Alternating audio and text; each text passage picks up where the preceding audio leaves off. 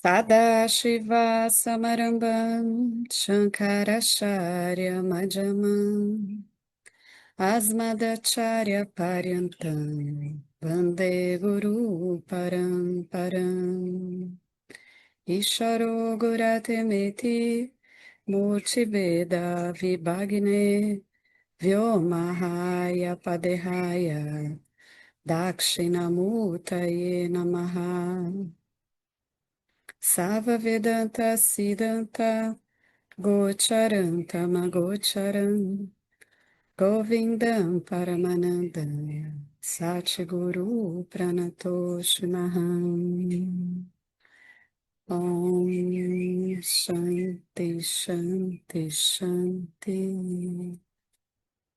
Então, bem-vindos, bem-vindas ao Bhagavad Gita do Dayananda, né? Esses encontros que a gente tem feito para poder investigar a nossa real natureza. E a gente está no conteúdo que é chamado Karma Yoga, né? O sétimo conteúdo chamado Karma Yoga do Dayananda, que é um conteúdo muito prático, muito importante para a nossa purificação, principalmente porque no segundo capítulo Krishna já ofereceu o conhecimento final, que é aquilo que somos, Sat Chit Ananda.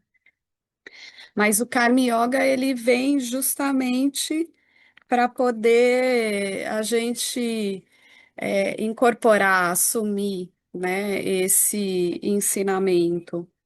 E aí Dayananda traz uma exploração, né, dos gostos e aversões como um obstáculo a essa retenção desse conhecimento, a esse assumir a nossa real natureza, porque a mente não está purificada, a mente está agitada, a mente tem muitas identidades e aí não consegue assumir, né? A gente não consegue assumir a nossa real natureza. E aí o Karma Yoga ele vem para poder diminuir esse problema, né? E a indicação é neutralizar esses gostos e aversões, esses ragas e deveshas, né? E no encontro passado, a gente estava lendo que Dayananda falava que esses gostos, essas aversões, elas fazem a gente enxergar o mundo de uma maneira subjetiva, uma maneira privada, uma maneira até fantasiosa e caprichosa. Ele usa essas palavras, né? Porque para cada pessoa que vive nesse mundo público, que é um mundo objetivo, mas para cada pessoa, cada objeto tem um valor diferente. E isso faz então que esse mundo público e objetivo ele seja um mundo subjetivo, privado e fantasioso, né? E aí ele também trouxe para a gente um conceito muito importante que é que esses gostos e aversões eles sempre estão relacionados a um amor a um objeto ou desgosto por um objeto, e objeto a gente está falando de emoções, de pensamentos, de valores, de pessoas, tudo aquilo que é externo ao sujeito, tudo aquilo que o sujeito, né, testemunha é um objeto, né? E ele fala que além de cada um ter um gosto e uma aversão diferente, com valores diferentes para cada objeto. Também uma mesma pessoa pode, em tempos diferentes, ter valores diferentes pelo mesmo objeto. Então, ele diz que um objeto de amor hoje pode se tornar um objeto de apego, então, porque ele é um objeto de amor, mas que no decorrer do tempo ele pode se tornar uma aversão. Ou no decorrer do tempo ele pode se tornar indiferente. Então, não só as pessoas colocam valores diferentes nos objetos, mas nós mesmos colocamos valores diferentes no mesmo objeto em momentos diferentes, de formas diferentes. Então, uma hora eu gosto, uma hora eu não gosto, uma hora é neutro. Então, essa aversão e esse gosto também, ele segue o princípio, né, de tudo desse mundo que é temporário. Até mesmo um gosto é temporário, até mesmo uma aversão é temporária. E aí, é falado, também foi falado, né, que nós só temos apegos e aversões porque a gente coloca realmente esse valor ali naquele objeto, ou naquela pessoa, ou naquele sentimento, ou naquele tipo de é, identidade que eu tenho, e que não é tão fácil soltar esse valor, soltar esse gosto e aversão por esse objeto, porque num determinado momento, esse objeto passa até nos confundir com nós mesmos, assim, como se fosse um tecido da nossa personalidade. Então, ah, não, eu penso assim, eu sou brava mesmo, esse tipo de pessoa eu não gosto, esse tipo de coisa eu não gosto, ou eu só gosto de doce, ou eu gosto só de salgado.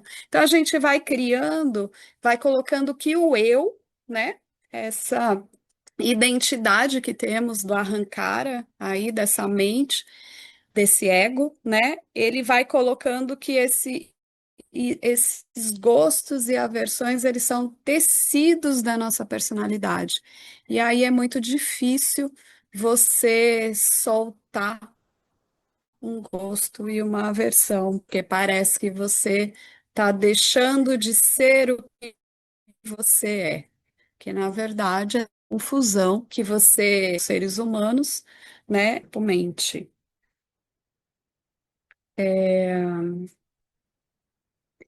E aí, quando Dayananda fala, então é difícil você remover um gosto e a aversão só com uma tomada de decisão, removi o gosto e a aversão, agora eu não tenho mais esse gosto e aversão. Ele fala que isso não é tão simples assim.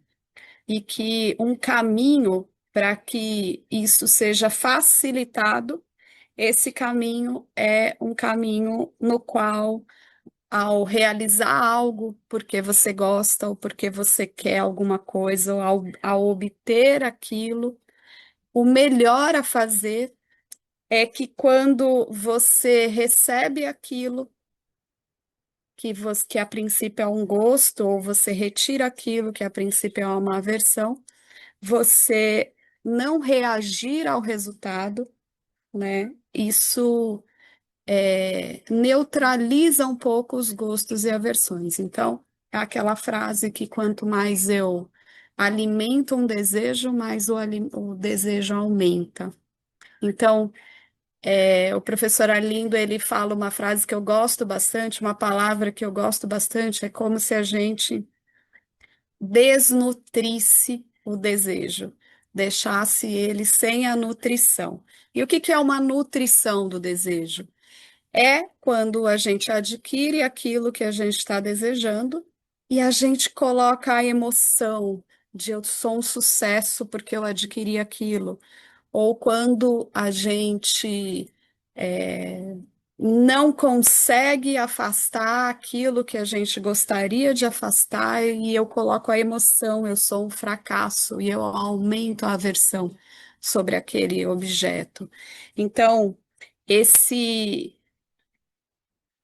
essa emoção que a gente coloca de fracasso e de sucesso ao receber aquilo que a gente gosta, seja um bolo, seja estar perto de uma pessoa, seja alguém concorda com aquilo que eu penso, alguém tem o mesmo valor que eu e eu vibro com isso, eu alimento esse desejo.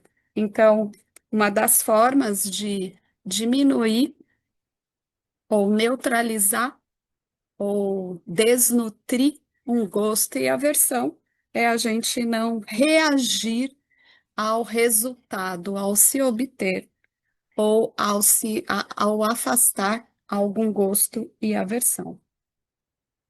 Então, isso a gente passou por isso e a gente viu que qual que é o problema, né?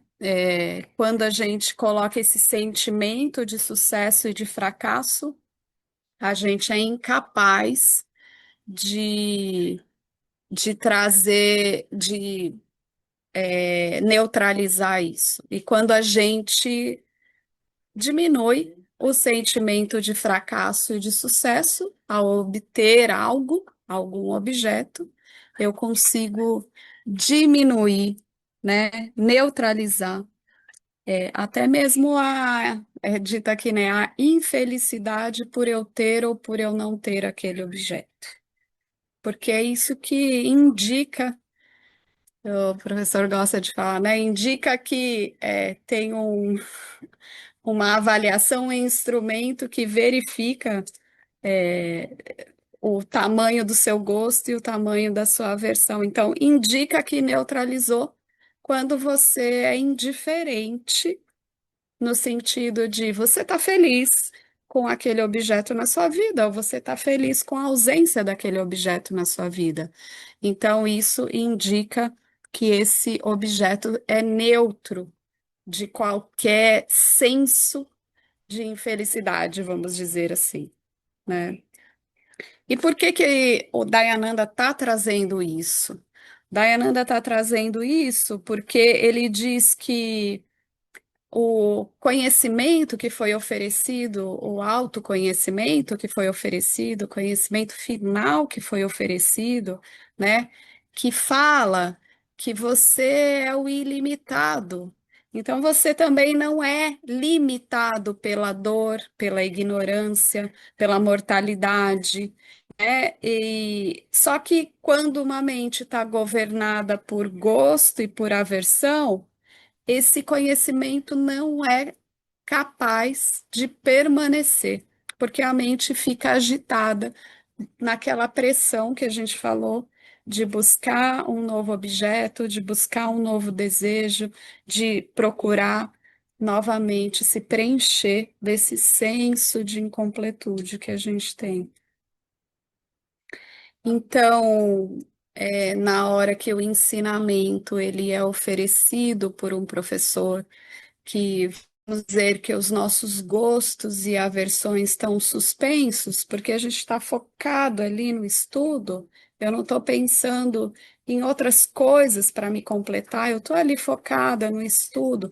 Naquele momento, esse aprendizado que traz esse vislumbre da nossa própria natureza e aquele ensinamento no meu intelecto ele é compreendido e faz sentido, e é por isso que eu volto daí todo sábado, todo domingo, para as aulas de Vedanta, ou às vezes até todos os dias, para ouvir novamente, né? Nesse turbilhão da vida, que naquele momento eu falo, nossa, tá, é isso, é isso, é isso. Mas Dayananda também diz que essa mente que está ali em atenção durante o estudo, em atenção quando eu estou ouvindo um áudio, em atenção quando eu estou ouvindo um vídeo, uma aula, ou quando eu estou lendo um texto de Vedanta, ela é mantida essa atenção naquele momento. Mas a partir do momento que às vezes a gente sai de perto, né, o professor não está mais ali falando, eu não estou mais ouvindo o áudio. O que que acontece? Longe do professor, esses ensinamentos desaparecem e a minha mente é tomada pelos gostos e pelas aversões. E isso é comum a todos os seres humanos. E a gente está falando disso com a Juna, né? Aquele aluno qualificado que ainda precisa purificar mais e mais a sua mente, deixar a mente mais satívica, né? Deixar a mente mais calma, para que esse ensinamento possa sempre ser acessado, né? E tá 24 horas, 7 dias na semana disponível no seu dia a dia. Então, enraizando também, como o professor Arlindo fala, enraizando até no corpo causal, não só na mente sutil, mas no campo causal, que é aquele inconsciente que quando vem uma reação, aquilo está também presente. Então, cada vez que a gente vai fazendo esse estudo, cada vez mais, isso se torna cada vez mais natural pensar nessa direção, né? Ter o pensamento nessa direção. Mas se a nossa personalidade ela é governada pelos gostos e pelas aversões, ela acaba é,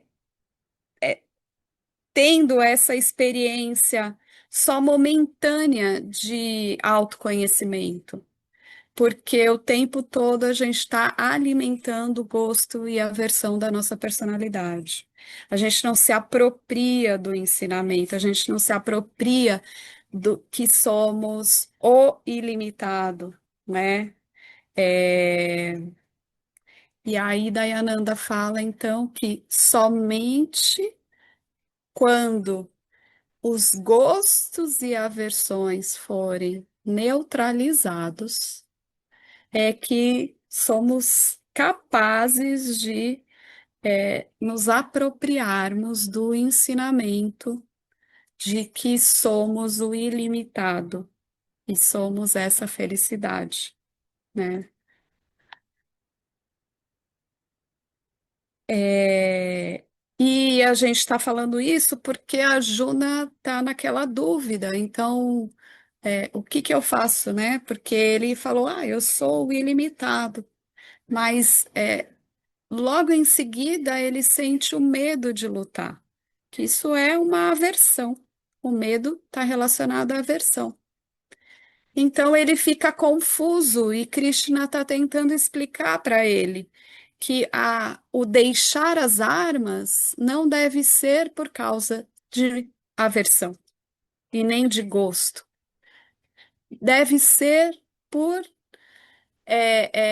deve estar neutralizado, deve ter uma atitude apropriada quando ele realiza uma ação, né? Com uma motivação apropriada. E a motivação de ele deixar a luta era uma motivação de medo, né? E Krishna fala que existem duas formas de viver, que uma forma de viver é a forma de renúncia enquanto se busca o conhecimento, que era o que Arjuna queria fazer, queria renunciar e voltar para a floresta.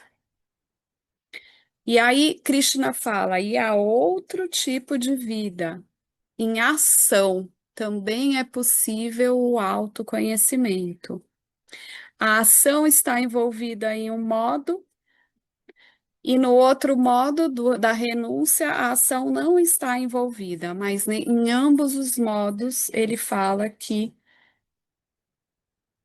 em ambos os modos apenas a liberdade acontece por causa do conhecimento.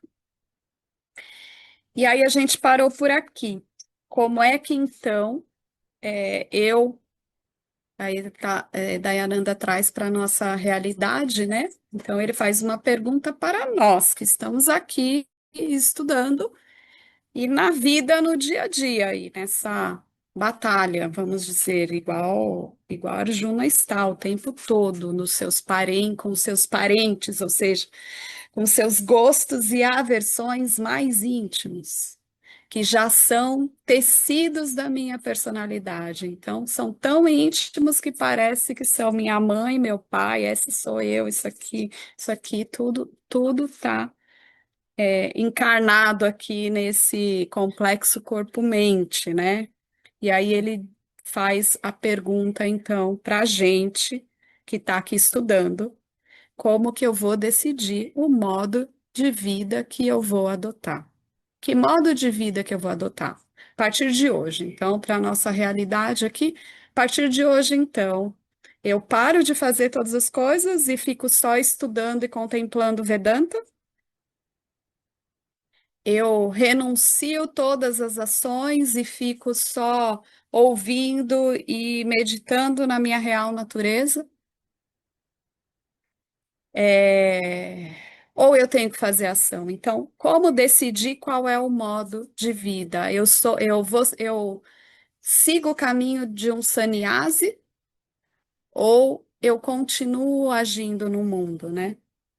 Aí, Dayananda responde assim para a gente, porque ele vai detalhando o que Krishna está falando e vai atualizando esse conhecimento para que seja válido para os dias de hoje, para a gente, de uma forma que, assim, foi dita há milhares de anos, mas agora eu vou trazer para vocês novamente isso, Dayananda, é como se ele dissesse isso de uma outra maneira, mais simples, sem campo de batalha, mas para a gente pensar aquilo que, como a gente decide, como a gente vai agir no mundo. Então ele fala assim: se você já é contemplativo, a decisão é clara. Você está apto para a vida contemplativa. Mas ninguém pode pedir para alguém ser contemplativo. Essas capacidades não podem ser feitas sobre encomenda. É como se elas devem ser conquistadas até o modo contemplativo. Não se pode adotar uma vida contemplativa simplesmente porque eu renuncio às posses. Se você só renuncia às posses externas e ainda tem apego interno, isso não é possível, então ele está dizendo. Você só vai negar a si mesmo. Vai negar a si mesmo o que você quer que tenha tido. E talvez você possa se tornar um preguiçoso. Falar, eu não vou fazer mais nada a partir de agora. Vou renunciar a tudo e não vou fazer mais nada. Não, ele diz, uma atitude contemplativa, ela é natural, mas ela só pode ser descoberta, porque está encoberta, vista, apreciada, se os gostos e aversões não se sobrepõem a você. Então ele diz que enquanto gosto e aversão se mantiverem sobre você, você não pode ser contemplativo. Então aqui ele não está dizendo que contemplativo é alguém que fica sentado, sem fazer nada, olhando alguma coisa, ou ouvindo alguma coisa, ou lendo alguma coisa. Ele está dizendo aqui que ser contemplativo é quando você não possui mais gostos e aversões. É como se você não possuísse mais, não engaja mais as suas ações por causa de gostos e aversões. Eles estão neutralizados. De novo, o que que é neutralizado? É que, estando ou não presente, isso não muda seu senso de felicidade. Estando ou não presente, aquilo que você tem uma preferência, como diz o professor Arlindo, quando você transforma um gosto em somente uma preferência, que pode estar ou não, eu não me sinto incompleto sem isso, eu não sinto, me sinto menor sem isso, eu não me sinto inseguro sem isso, eu não me sinto, apático sem isso, não, eu estou em paz com isso ou sem isso. E aí, aqui no exemplo, Dayananda vai dar esse exemplo para saber um pouco o que que é esse senso de que eu não preciso mudar nada, tá? Então ele fala assim, ó, Imagine que você está em um lugar tranquilo, perto de uma montanha arborizada, com um rio tranquilo fluindo, flores ao redor, pássaros cantando. Assim, esse cenário. O mundo é lindo, você parece não desejar nada, você está lá. Você acertou as contas com o mundo por enquanto, ou seja, sua mente está suspensa da prestação de contas que você tem. E aí você se sente muito feliz. E essa pessoa feliz era aquela que costumava responder a um simples como vai, como você tá, como um milhão de queixas. Mas nesse exato momento, porque alguns minutos atrás uma pessoa te perguntou isso na trilha e você falou, ah, tô isso, tô aquilo, tô aquilo, tô aquilo, tô aquilo, tô aquilo. Mas nesse momento, não. Nesse momento, como é que todas as queixas desaparecem? Nesse momento que você está ali olhando o rio, tranquilo, sentado, você não está desejando nada. Naquele momento, quando você viu aquela montanha, quando você viu aquela paisagem, você não queria que ela fosse diferente. Você não queria que a montanha tivesse um pico gelado. Você, se você quisesse que a montanha tivesse um pico gelado, aí você já não estaria mais feliz, porque você estaria desejosa de outra coisa.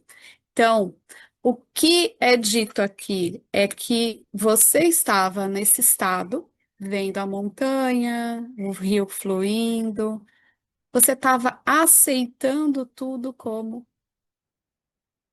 como estava. Você não queria que nada fosse diferente do que é. Você não queria que o rio fluísse mais rápido ou mais devagar. Você não queria que o céu fosse mais azul, que tivesse mais pássaros, que os pássaros parassem de cantar. Você mesmo não queria ser diferente, você só queria estar ali, existindo e olhando aquilo sem desejar nada. Porque se você tivesse sentido a necessidade de que alguém precisava estar ali do seu lado, conversando com você, né? Se você quisesse que alguma coisa fosse diferente, essa beleza estaria perdida naquele momento.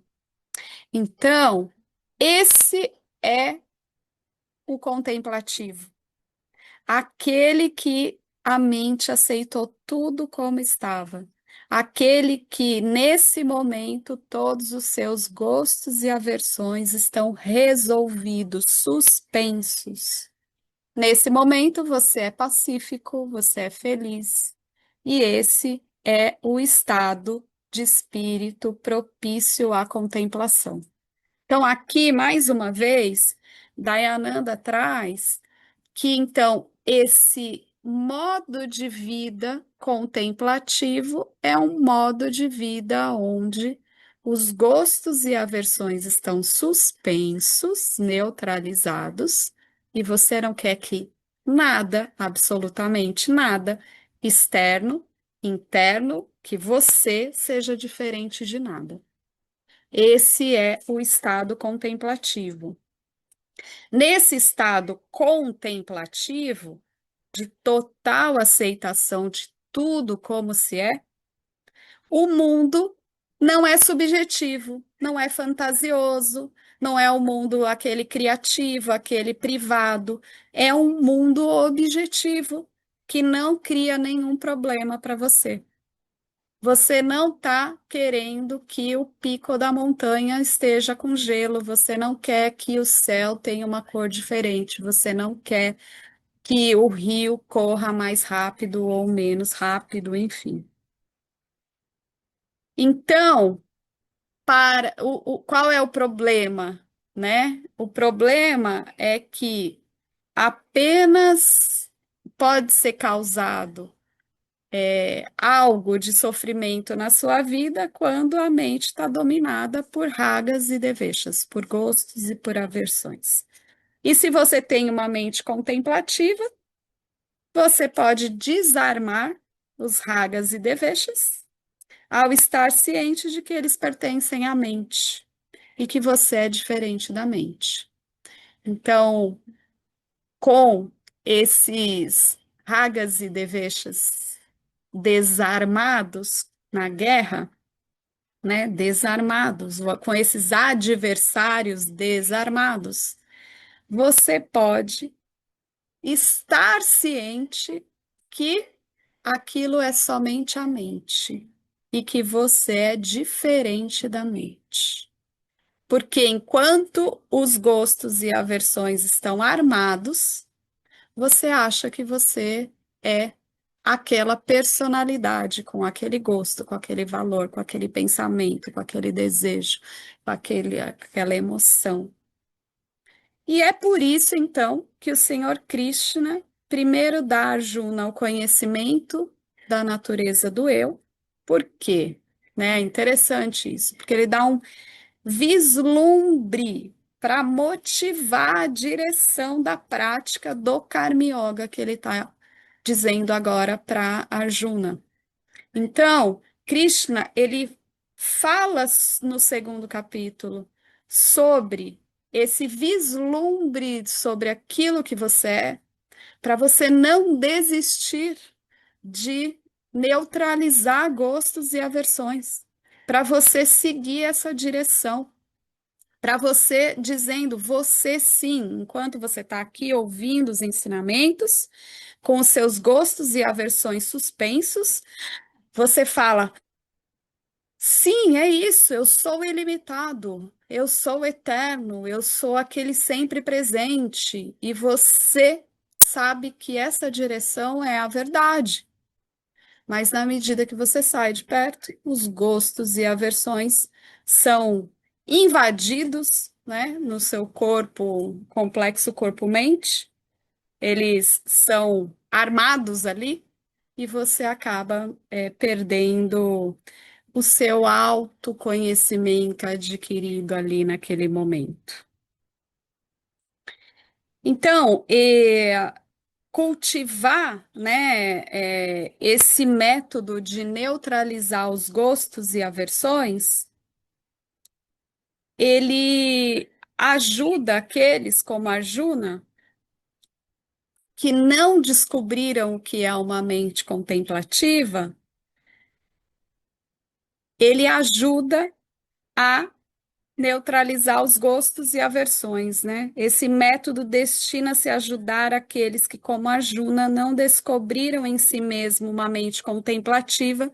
Então, ele fala: a ação precisa ser, então, realizada para neutralizar os gostos e aversões. Então, ainda você não é contemplativo.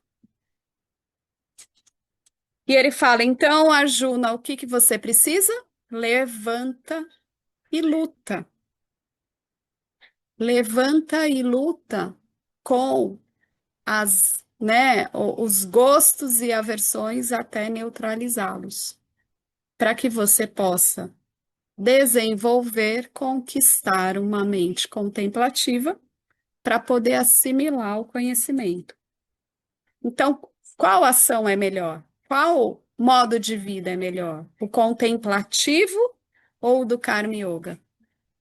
E aí, né, é isso que Krishna falou. Para os contemplativos, o melhor é o contemplativo. Para quem ainda não é contemplativo, o melhor é o Karma Yoga, até que você possa neutralizar todos os seus gostos e aversões e estar no modo de vida contemplativo para assimilar o conhecimento.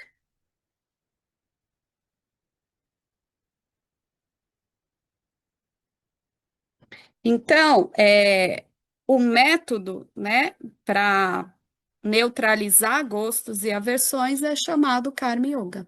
Esse é o método. O método é chamado Karma Yoga, para facilitar a nossa mudança de atitude. e o desenvolvimento de uma mente contemplativa. Aí, Dayananda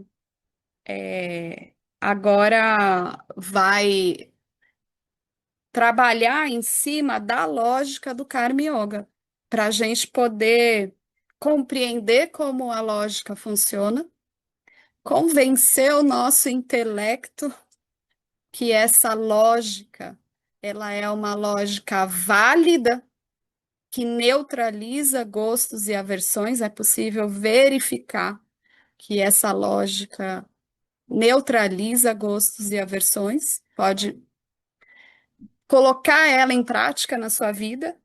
Então, por isso, agora o Dayananda vai falar sobre detalhes do que é o Karma Yoga, para que a gente possa primeiro aceitá-la intelectualmente, compreender como o Karma Yoga funciona, para que aí a gente possa colocar em prática isso na nossa vida, verificar, investigar, contemplar, tirar as dúvidas e aos poucos ir purificando a nossa mente. E aí, Dayananda começa assim, ó, desistir da ação não é possível. A ação aprisiona ou liga uma pessoa e perpetua a escravidão apenas se a atitude da pessoa não estiver correta. Então, essa frase é muito importante. Então, a ação, ela não tem o poder de escravizar. Mas se a sua atitude ela é incorreta quando você faz uma ação, ela pode te escravizar. Mas a ação por si só, ela não necessariamente ela te escraviza. Ela só te escraviza se você quer um resultado dessa ação. E aí a gente vai ver o que a Juna fala sobre isso e o que Krishna responde. Quando a Arjuna pergunta ao Senhor, por que você está me fazendo engajar nessa ação cruel? O Senhor, que é Krishna, ele deixa claro que uma ação não é, nunca pode ser abandonada totalmente. A ação, quando você acorda de manhã, você já está respirando. E quando você levanta da cama, isso já é uma ação. Então, nem por um momento ele diz, nem por um momento ninguém fica sem fazer nada. Esse é o verso do capítulo 3 que a gente entrou no capítulo 3 no verso 5.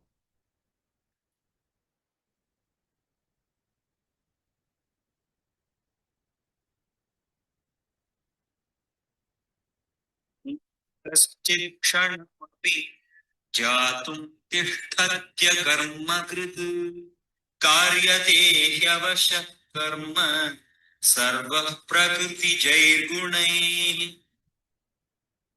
Vai ter um próximo verso.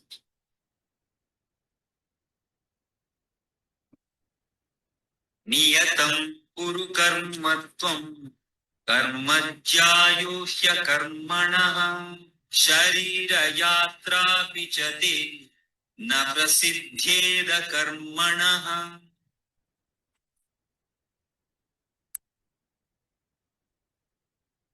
Então, nesse 5 e no verso. Vocês estão me ouvindo? No verso 5 e no verso 8 do capítulo 3, Krishna diz para Arjuna: nem por um momento ninguém fica sem fazer nada, nem mesmo a sua permanência no corpo físico pode ser realizada sem ação.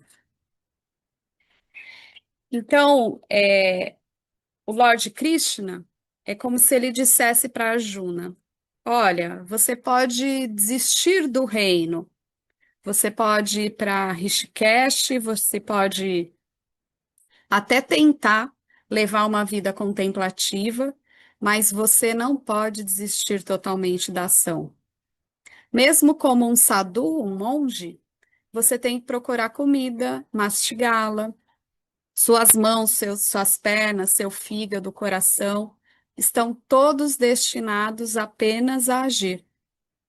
A cessação total de todas as atividades, enquanto a pessoa estiver viva, ela não é possível. É infantil pensar que a ação pode ser abandonada.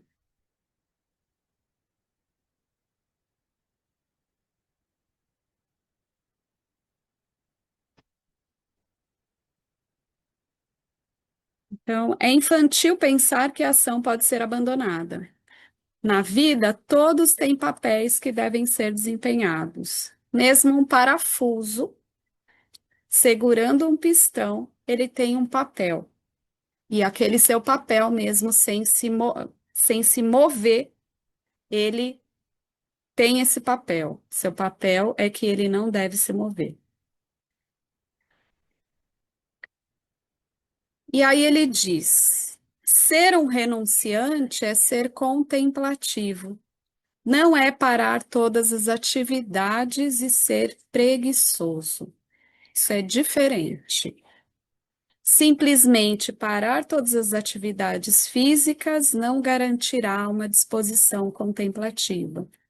O que garante uma disposição contemplativa é neutralizar os gostos e desgostos que afligem sua mente.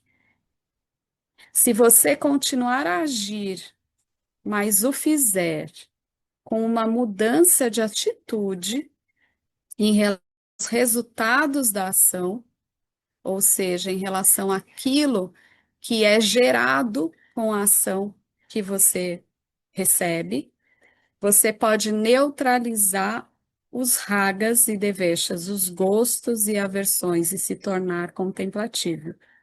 Então, é por isso que Krishna aconselha Arjuna: Arjuna, levante e lute. Porque mesmo um renunciante, né, ele faz uma ação, mas ele faz uma ação sem gosto e aversão. Então, o que Krishna queria que Arjuna fizesse é que ele mudasse a sua atitude ao lutar. Que a sua atitude ao lutar ou a não lutar não poderia ser movida por gosto ou por aversão, não poderia ser movida pelo medo, como estava por trás daquilo que a Juna estava querendo fazer. Então a Juna falou: Eu não vou lutar mais por medo, medo do que seria dos seus parentes, medo de se valia a pena lutar para ganhar ou para perder, né? Então estava por trás essa atitude ao realizar a ação. E Krishna falou assim: olha, mesmo você lutando, você pode fazer uma ação, como a luta, que você pode entrar, mas se os seus gostos e as suas aversões eles estiverem neutralizados, essa ação ela pode ser até contemplativa. Porque a contemplação ela está relacionada à neutralização do gosto e da aversão, não ao não movimento físico, tá? Então, karma yoga é uma atitude em relação à ação.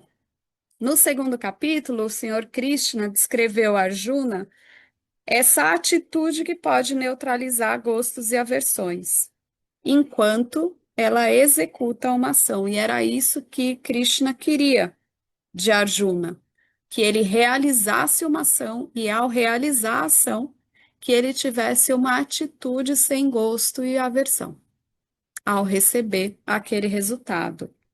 Ele não queria que Arjuna fosse para a floresta, voltasse para a floresta com todos os seus gostos e aversões dentro de si, para contemplar e levar todos os seus gostos e aversões dentro de si, como a Arjuna queria fazer. Ah, tá bom, já sei que eu não sou, eu sei que eu sou o ilimitado, então agora vou para a floresta contemplar. Mas ele não tinha neutralizado os gostos e aversões. Então, todos os gostos e aversões iriam acompanhar a Juna. E aí, o que que acontece? Ele não teria feito esse trabalho completo. Vou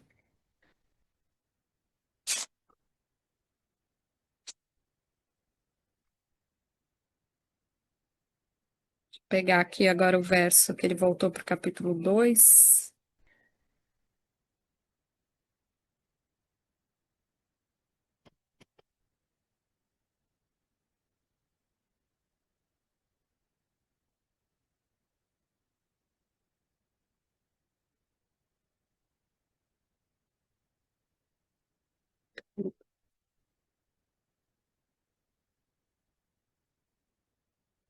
Um minutinho.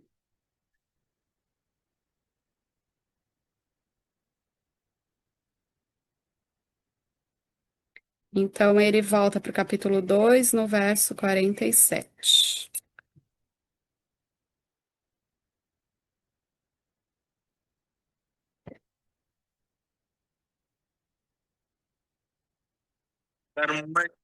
कर्मज्जीवादिकारस्ते मा फलेषु कदाचन मा कर्मफलहेतुर्भू मा ते सङ्गोऽस्त्वकर्मणि. Então, aqui, no segundo capítulo, Krishna descreve a Arjuna qual é essa atitude que pode neutralizar gosto e aversão enquanto executa uma ação. Essa atitude é chamada Karma Yoga. E nesse verso, ele é traduzido assim, ó. Arjuna, você tem escolha sobre sua ação, mas não sobre os resultados que ocorrem da ação. Não se considere o autor do resultado da ação e nem se apegue à inação. Então, aqui ele está falando, olha, você não é o autor dos resultados. Inúmeros fatores, uma multiplicidade de fatores no campo determinam o resultado. Você não é o autor do resultado. Mas nesse momento, tá? Não se apegue à inação, não se apegue a não fazer nada, só porque você não é o autor do resultado. Porque o verso diz: você tem escolha sobre sua ação. Lord Krishna começa por chamar a atenção de Arjuna para um fato. O trabalho, ou seja, a ação, apenas a ação é o teu privilégio. Ou seja, apenas a ação é uma escolha sua. Apenas a ação é aquilo que você pode fazer, vamos dizer assim. Apenas a ação. Nunca os resultados. Nunca os resultados. O trabalho apenas é o teu privilégio, nunca os resultados. Essa frase tem confundido muitos estudiosos que a interpretam como significando que se deve realizar uma ação sem esperar um resultado. E não é isso. Essa não pode ser a intenção que Krishna trouxe. Porque, senão, significaria dizer que ele ensinaria Arjuna sem esperar que ele entendesse. Ou que você vai fazer uma coisa e que nunca você vai obter nada com aquilo que você faz. Ou a gente está aqui estudando Vedanta e nunca a gente vai compreender isso. Não é que a gente não espera nenhum resultado. A gente pode esperar o resultado, mas a gente não controla o resultado, não é o nosso privilégio o que vai dar de resultado esse estudo de 2 meses, 4 meses, 1 ano, 5 anos. Esse não é o nosso privilégio, controlar o resultado. O nosso privilégio é só fazer as ações. tá? Mas, e não está dizendo aqui que não se deve realizar uma ação esperando um resultado. A gente pode, né? Esperar que, puxa, depois de tanto tempo eu vou compreender, ou pelo menos vou compreender uma parte, e isso vai trazer o benefício que está dizendo aqui. Então, mas essa ação, ela, então, isso aqui que ele está dizendo, não pode ser a intenção da declaração de Krishna, né? Porque senão ninguém realizaria uma ação sem esperar algum resultado. Então, essa é uma confusão. Essa não é a conclusão, tá? E aí, Dayaranda fala, então, o que que significa essa afirmação? O trabalho apenas é o teu privilégio, nunca os seus resultados. A afirmação é muito clara, diz Dayananda. Você tem uma escolha em sua ação, mas você não tem uma escolha sobre os resultados. O resultado, ele é determinado no momento em que a ação é executada. Você, no momento que solta uma flecha, ela já deu, vai ter um resultado. Ele já está determinado ali. Agora, você não pode prever qual é o resultado. Se no decorrer daquela flecha indo em direção ao alvo, vai começar a chover, vai bater um vento, um passarinho vai passar do lado, vai, é, sei lá, o alvo vai cair. O resultado você não tem como prever. Você, daí ele diz aqui, você não pode evitar o karma pala, que é o fruto da ação. Sempre qualquer ação vai ter um resultado. Sempre qualquer ação vai ter um resultado. Mas qual resultado vai ser é o que você não pode prever. Não se pode saltar de uma janela e esperar o resultado, que é cair, não acontecer.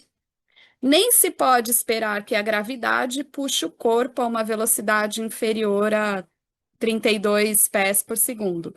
Os resultados da ação são governados por leis, mas essas leis não estão sob nosso controle. E aí ele começa a detalhar isso. Por que que o resultado ele não está sob o nosso controle? Por que que somente o trabalho, a ação é o nosso privilégio? Porque nós nos encontramos em um mundo governado por leis que não são criadas por ninguém. Ninguém. É uma inteligência. Nós nascemos de acordo com as leis e a colheita de resultado também estão de acordo com as leis. A relação entre uma ação e seus resultados é regida pelas leis da natureza, que a gente pode tentar entender, mas a gente não consegue mudar. A gente não consegue mudar a lei da gravidade. A gente não consegue mudar a lei do você planta uma semente de manga, não vai nascer uma árvore de abacate. Você não consegue mudar essa lei, né? Você não consegue mudar a lei de que eu bebo um vinho, né? E o Rosalvo que fica alegre. Não consegue mudar essa lei. É uma lei de fruto da ação, está relacionada à ação que foi realizada. Agora, tem inúmeros fatores no campo, além de somente a minha ação. Tem a ação de inúmeros fatores no campo, inúmeras coisas acontecendo ao mesmo tempo. Por exemplo, eu falei da manga, né? Você plantou um caroço de manga, não vai nascer um abacate, é uma lei. Pode nascer ou não uma mangueira. Depende.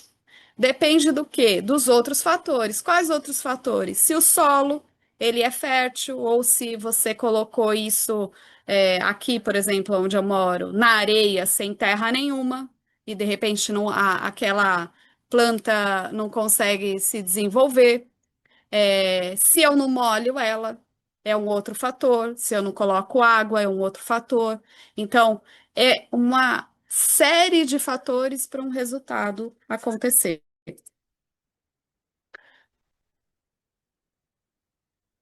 E a gente vai encerrar aqui nessa frase, tá? E o autor dessa lei é a quem chamamos de, em sânscrito, né, Ishwara, ou Deus. E depois a gente vai ver qual é o conceito de Deus aqui dentro do Vedanta, que é bem diferente de alguns conceitos aí muito propagados, tá? E aí ele fala: é por suas leis que eu obtenho um resultado particular, não por minha escolha. Portanto, que você.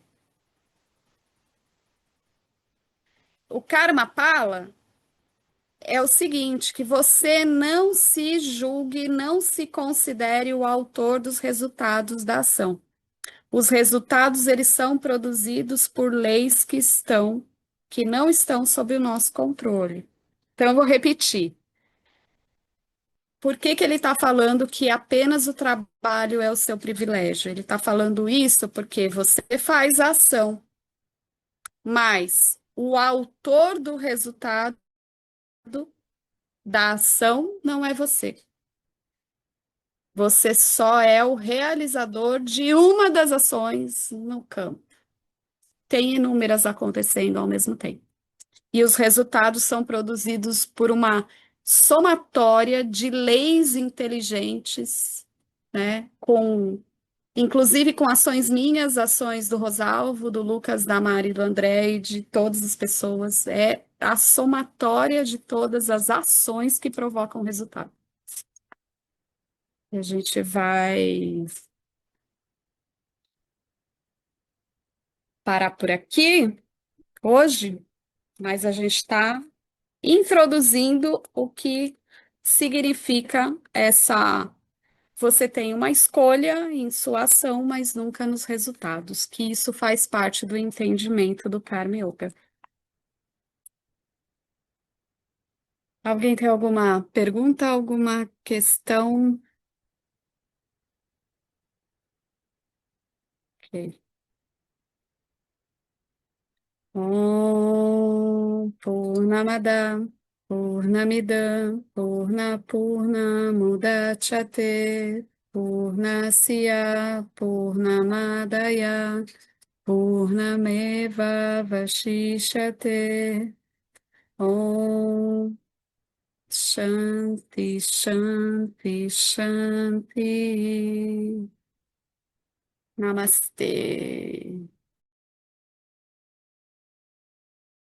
Olá, queria trazer aqui para vocês o quanto eu tenho me beneficiado dos ensinamentos do Vedanta. Esses ensinamentos do Vedanta, eles mudaram a minha vida, o meu estilo de vida, né? A partir de uma compreensão sobre Jagata, o mundo, sobre essa pura inteligência Ishwara, sobre o Jiva, né? A mente, o funcionamento, sobre a aplicação do Karma Yoga diariamente na vida, o quanto isso beneficia a purificação da mente, né? Para poder daí acessar aquilo que é mais valioso. Aliás, eu diria sem valor estimável, inestimável, né? Uma riqueza profunda, que é a compreensão sobre os ensinamentos de Satya, a consciência, a existência ilimitada que sou. Bom, eu sou uma aluna de Vedanta, desse grupo Vedanta Brasil, que iniciei a jornada, estou no começo da jornada, mas essa jornada seria impossível sem o apoio diário de um professor qualificado, o professor Arlindo Nagar, nosso professor, que dedica a sua vida, que dedica as batidas do seu coração exclusivamente para o ensino do Vedanta. Ele gosta de usar a frase, o coração que se doa, recebe. Então ele é esse coração que doa. E aí a minha pergunta e o meu convite é: e você?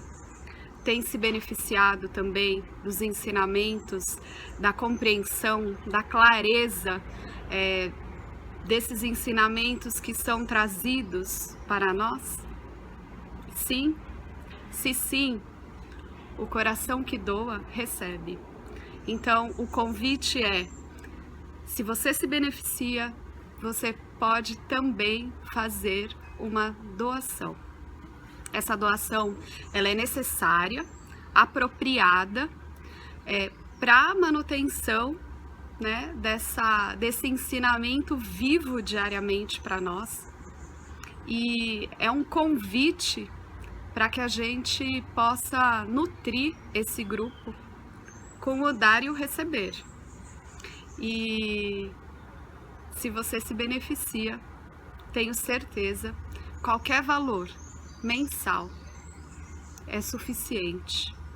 É o valor que o seu coração sentir, mas é um valor apropriado.